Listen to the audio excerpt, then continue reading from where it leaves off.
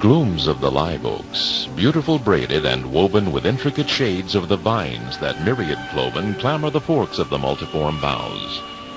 Emerald twilights, virginal shy lights wrought of the leaves to allure to the whisper of vows when lovers pace timidly down through the green colonnades of the dim sweet woods, of the dear dark woods, of the heavenly woods and glades that run to the radiant marginal sand beach within the wide sea marshes of Glynn. Beautiful glooms, soft dusks in the noonday fire, wildwood privacies, closets of lone desire, chamber from chamber parted with wavering auras of leaves, cells for the passionate pleasure of prayer to the soul that grieves, pure with the sense of the passing of saints through the wood, cool for the dutiful weighing of ill with good. O braided dusks of the oak and woven shades of the vine, while the riotous noonday sun of the June day long did shine, ye held me fast in your hearts, and I held you fast in mine. But now, when the noon is no more, and riot is rest, and the sun is await at the ponderous gate of the west, and the slant yellow beam down the wood aisle doth seem like a lane into heaven that leads from a dream.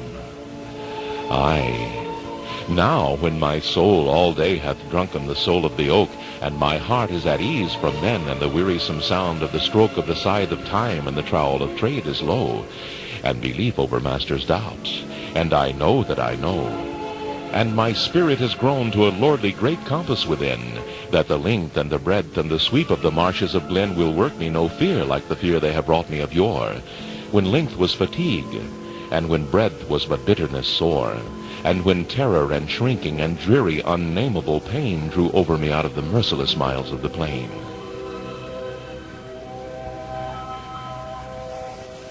Oh, now, unafraid, I am fain to face the vast, sweet visage of space.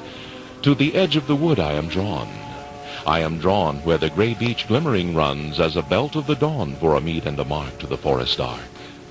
So, affable live oak leaning low, thus, with your favor soft with a reverent hand, not lightly touching your person, lord of the land, bending your beauty aside, with a step I stand on the firm-packed sand. Free, by a world of marsh that borders a world of sea.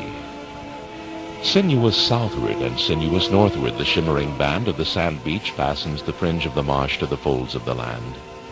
Inward and outward to northward and southward the beach lines linger and curl, as a silver-wrought garment that clings to and follows the firm, sweet limbs of a girl.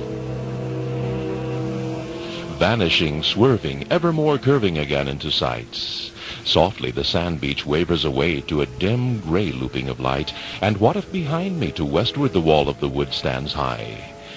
The world lies east. How ample the marsh, and the sea and the sky.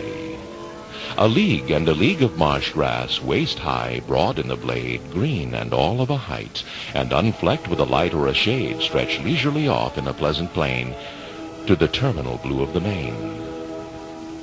Oh, what is abroad in the marsh and the terminal sea?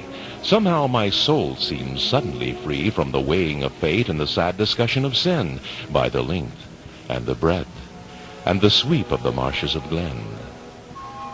Ye marshes, how candid and simple and nothing withholding and free ye publish yourselves to the sky and offer yourselves to the sea.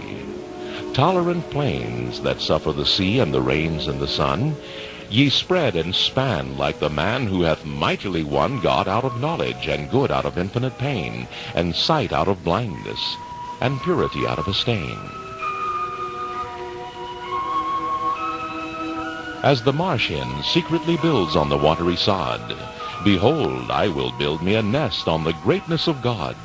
I will fly in the greatness of God as the marsh hen flies in the freedom that fills all the space twixt the marsh and the skies. By so many roots as the marsh grass sends in the sod, I will heartily lay me a hold on the greatness of God.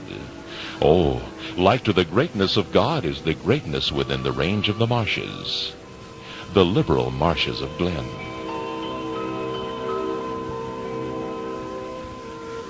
And the sea lends large as the marsh, Lo, out of his plenty the sea pours fast. Full soon the time of the flood tide must be. Look how the grace of the sea doth go about and about through the intricate channels that flow here and there everywhere, till his waters have flooded the uttermost creeks and the low-lying lanes. And the marsh is meshed with 1,000,000 veins, that like as with rosy and silvery essences flow in the rose and silver evening glow. Farewell, my lord's son. The creeks overflow. 1,000 rivulets run twixt the roots of the sod and the blades of the marsh grass stir. Passeth a hurrying sound of wings that westwardward passeth, and all is still. And the currents cease to run, and the sea and the marsh are one. How still the plains of the waters be! The tide is in his ecstasy. The tide is at his highest height. And it is night. And now from the vast of the Lord will the waters of sleep roll in on the souls of men. But who will reveal to our waking kin the forms that swim and the shapes that creep under the waters of sleep? And I would I could know what swimmeth below when the tide comes in, on the length and the breadth of the marvelous marshes of Glynn.